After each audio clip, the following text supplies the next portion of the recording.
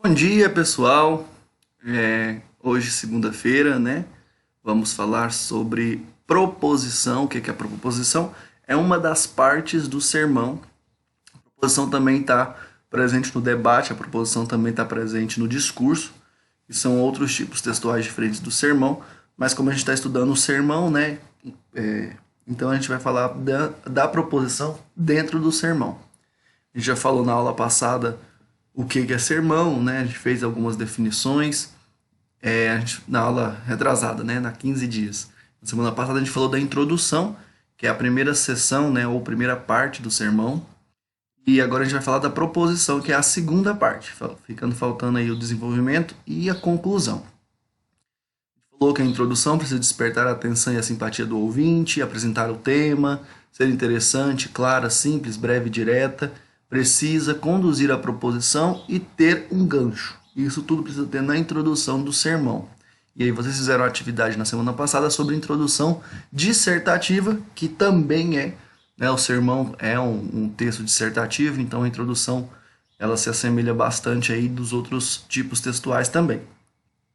Hoje a gente vai falar da proposição, que também é conhecida como tese, ideia central ou tópico frasal, que ela precisa estar em uma única frase. A proposição ela precisa ser uma frase, só uma frase, não pode ser muito grande. É a ideia central do texto ou a tese que será tratada no desenvolvimento. Ela é fundamental em todo o sermão. Ela revela o propósito da mensagem, ajuda a fixar o tema na mente do ouvinte e cria uma expectativa para o restante do texto. A importância da proposição. Ela é fundamento de todo o sermão, como eu já disse. O desenvolvimento depende da proposição, tudo gira em torno dela. Ela revela o propósito da mensagem, ela ajuda a fixar o tema na mente dos ouvintes. Então, é como se você pegasse o tema e falasse uma pequena frase sobre aquele tema central do texto do sermão que você está escrevendo, para que o ouvinte, para quem vai ouvir o sermão depois, porque o sermão ele é feito para ser falado, né, para o ouvinte sempre lembrar sobre o que você está falando, certo? Você pode até repetir a proposição ao longo do desenvolvimento para realmente fixar na mente do ouvinte.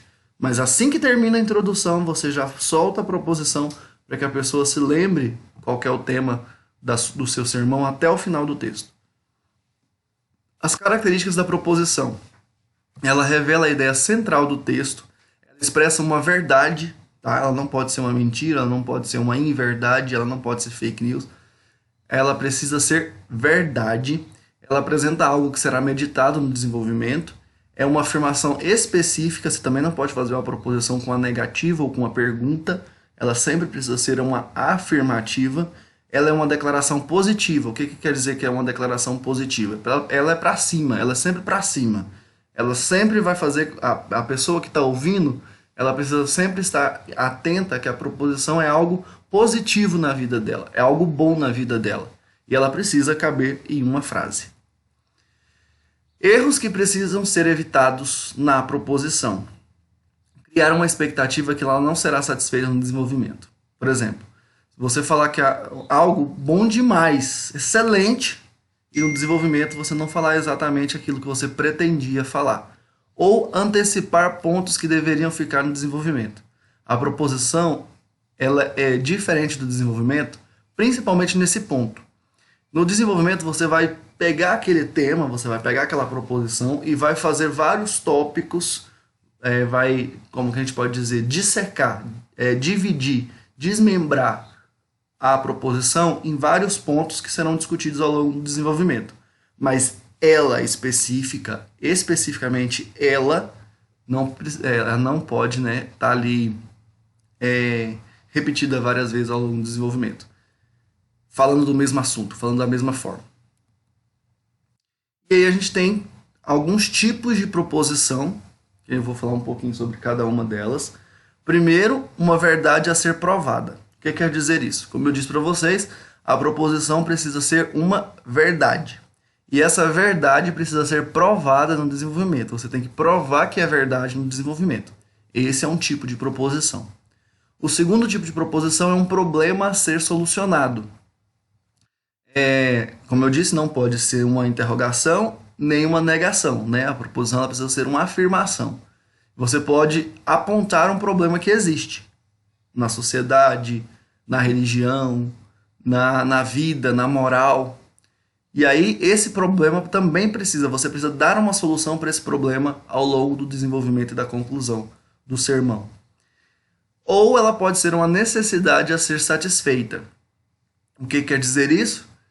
É que você levanta, né, na sua proposição, uma necessidade do ser humano, uma necessidade da pessoa, algo que a pessoa precisa, algo que a pessoa está buscando. E aí você mostra para ela como que ela vai alcançar aquele objetivo, como que ela vai sanar aquela necessidade ao longo do desenvolvimento. E por último, um questionamento a ser respondido. Eu disse que ela não pode ser interrogativa, né? Não pode ser uma pergunta, mas não disse exatamente que ela não pode ser um questionamento, algo que a pessoa tem dúvida ao longo da vida dela. Se você colocar um tema que é um questionamento na cabeça das outras pessoas, isso pode, certo? Não pode ser uma interrogação. Ela sempre tem que ser uma afirmação. Mas pode ser algo que a pessoa tem na cabeça, uma dúvida que ela tem na cabeça, ela nem sabia que ela tinha. E aí você precisa responder esse questionamento ao longo do desenvolvimento e conclusão. Certo? E na próxima aula, que vai demorar um pouquinho aí para acontecer, porque a gente tem 2 feriados agora pela frente, na próxima aula a gente fala do desenvolvimento, certo? Não tem atividade essa semana, mas tem o portfólio da semana passada que está disponível ainda para quem não fez até dia 2 de outubro. Então, para quem ainda não fez, ainda está aberto. Aproveitem aí, quem não aproveitou já o final de semana, e terminem o portfólio de vocês, que ele vale nota, né? E a data limite ficou para o dia 2 de outubro, certo? Bons estudos para vocês, boa semana e até a próxima aula.